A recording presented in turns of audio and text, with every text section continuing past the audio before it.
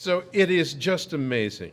We come to honor her today, the face, the heart, the soul of Doss High School, Kelli Datillo.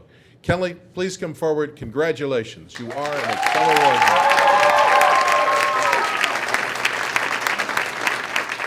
winner. Teaching is my true calling and my passion, and it has changed my life in so many incredibly wonderful ways. I came to Doss 10 years ago as a newly certified teacher and was standing here today as a veteran dragon and the newest WHAS ExCEL Award winner. What an incredible journey.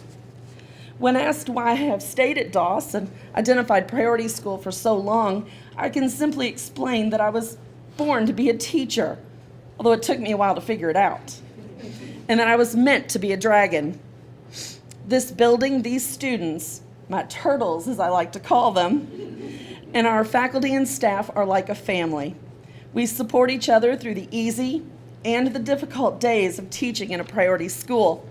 We work in academies and PLCs to immerse our students with the skills they need to follow their chosen career paths, as well as how to be the best version of themselves. These are a few of the many rewards that come from teaching at Doss, and I'm grateful to be a part of it.